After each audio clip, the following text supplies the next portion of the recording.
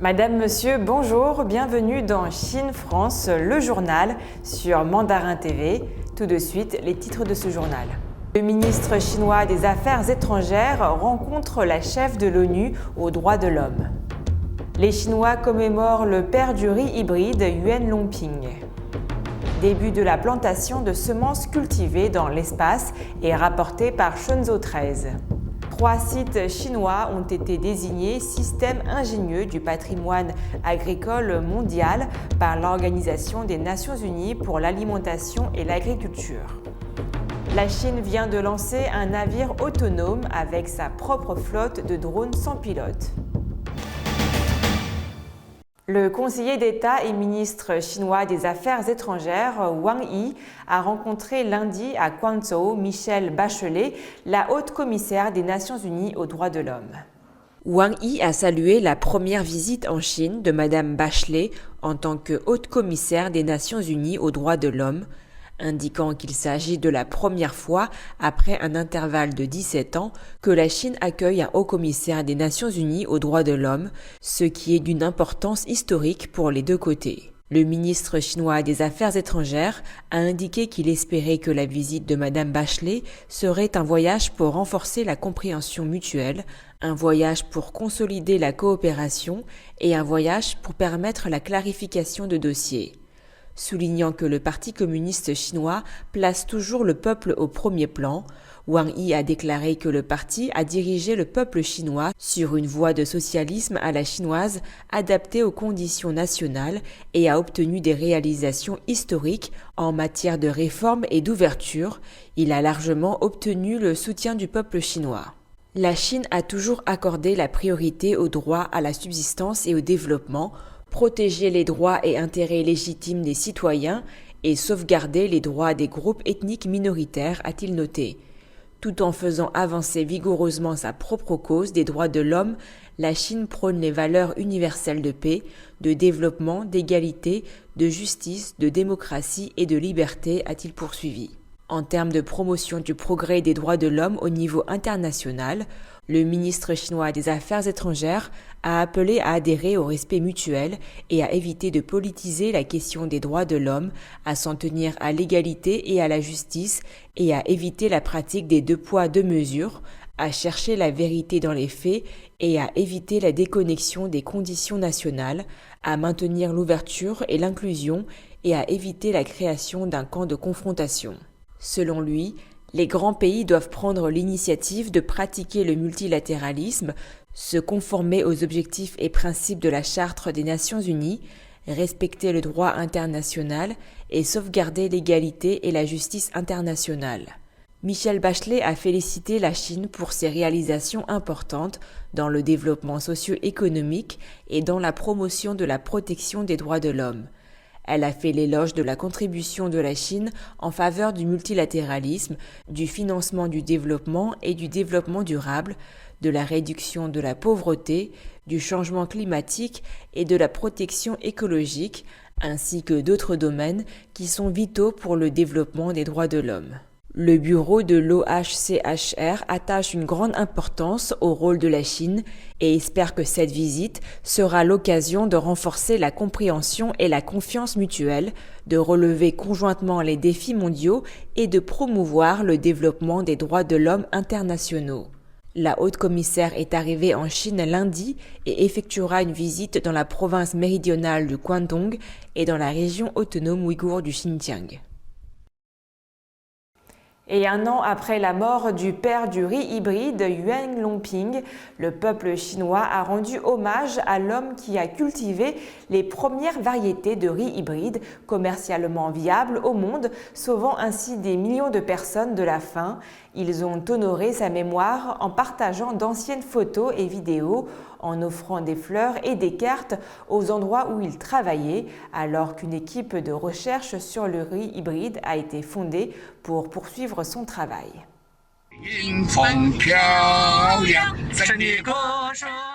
Dimanche, une vidéo de Yuan Longping, alors âgé de 91 ans, chantant « Je souhaite que mon pays bien-aimé devienne plus riche et plus fort » sur la banquette arrière d'une voiture alors qu'il se rendait à l'hôpital est devenue virale. Beaucoup ont été touchés par l'attitude positive qu'il a montrée. L'Université agricole du Hunan a baptisé un de ses bâtiments d'enseignement en hommage à cet éminent chercheur lors d'une cérémonie commémorative organisée dimanche pour Yuan Longping.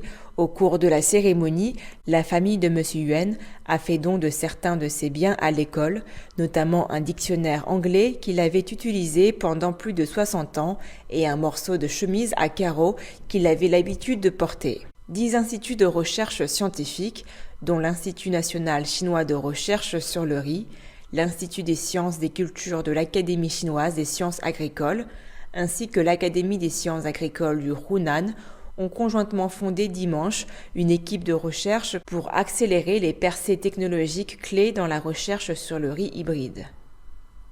Des chercheurs chinois ont lancé des expériences de plantation sur 12 000 semences qui ont été cultivées à l'intérieur du vaisseau spatial habité Shenzhou 13 dans l'espace durant 6 mois. Ces semences, y compris la luzerne, l'avoine et les champignons, ont été sélectionnées par de multiples institutions de recherche l'année dernière.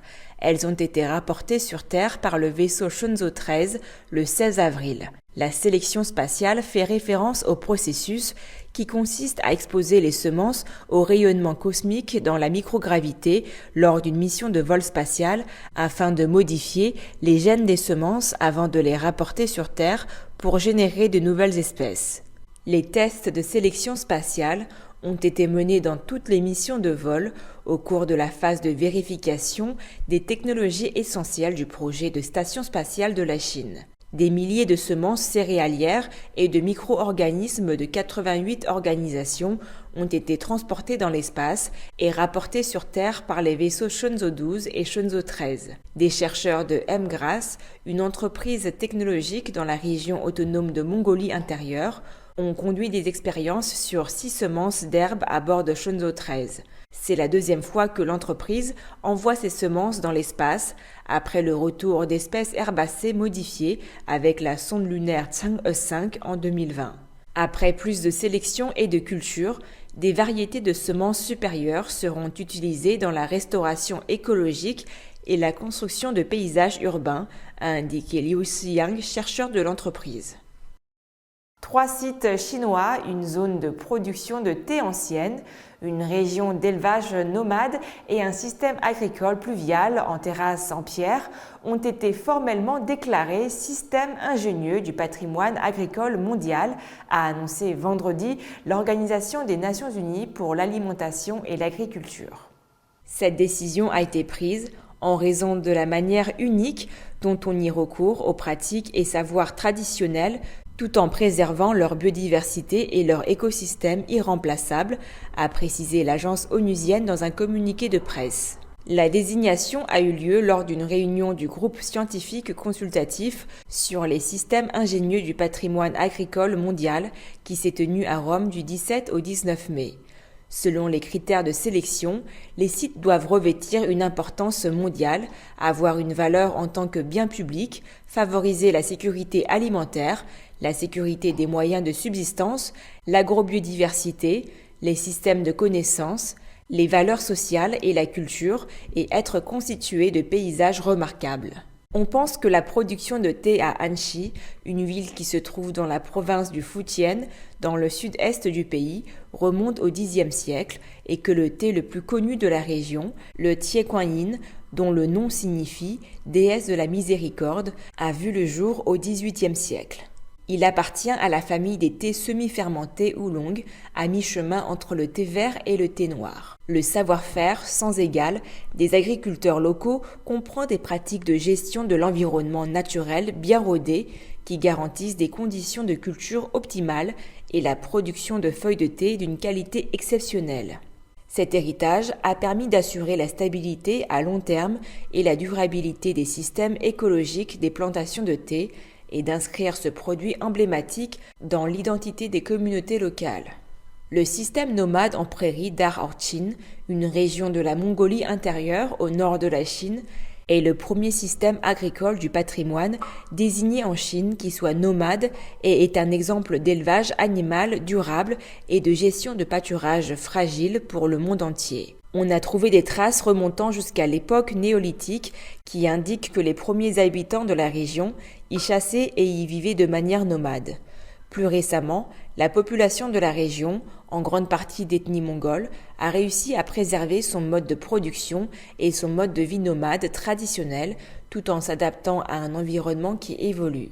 La région dispose de divers écosystèmes, notamment des forêts, des prairies, des zones humides et des cours d'eau, qui ont d'importantes fonctions écologiques. Afin de s'adapter à leur environnement fragile, constitué de prairies, les ancêtres des bergers d'aujourd'hui ont adopté un mode de vie typiquement nomade. En changeant constamment de lieu de pâturage, ils ont protégé la végétation et ont utilisé de manière raisonnée les ressources en eau, ce qui leur a permis d'éviter la dégradation des sols et le surpâturage et de fournir, sans interruption, aux communautés locales des produits de l'élevage, notamment de la viande et du fromage. Situé dans la province du Hebei, dans le nord de la Chine, le système de terrasses en pierre des terres arides du comté de Shexian est un système agricole pluvial qui date du XIIIe siècle. Dans le rude environnement des montagnes de la région, les champs en terrasses de pierre jouent encore un rôle important car ils rendent possible la pratique de l'agriculture sur les fortes pentes de cette région aride. Ce type d'agriculture fournit aux populations locales des moyens de subsistance stables et sert de modèle agricole durable, écologique et cyclique dans cette région septentrionale de montagnes calcaires malgré le manque de sols cultivables et de pluie. À ce jour, 18 sites chinois ont été inscrits sur la liste des systèmes du patrimoine agricole mondial. La semaine du 16 mai dernier en Chine, le tout premier porte-drone semi-automatique du monde a été baptisé et il s'appelle le Zhuhaiyun. Il s'agit d'un navire long de 88 mètres qui peut transporter, récupérer et gérer plus de 50 drones autonomes. Parmi ces drones, certains volent tandis que d'autres se déplacent sur ou en dessous de la surface de la mer. La construction du Zhuhaiyun a commencé en juillet dernier. D'après le South China Morning Post, c'est le tout premier porteur de ce genre, c'est-à-dire une plateforme autonome équipée de tout le nécessaire pour mener des opérations dans les airs, sur l'eau et dans l'eau. Le Zhuhaiyun n'est pas totalement autonome puisque la marine chinoise ne compte pas le laisser naviguer seul dans les ports encombrés. Selon les informations, le navire sera téléguidé jusqu'à ce qu'il se trouve en haute mer. À partir de là, ces systèmes de conduite autonome pourront prendre le relais pour pouvoir mener des opérations. Le Zhuhaiyun ne ressemble à aucun autre navire. Il est équipé de tout le matériel pour lui permettre de déployer ses propres bateaux, ses drones volants, mais aussi ses sous-marins. Le navire peut communiquer avec ses appareils et gérer des missions coordonnées.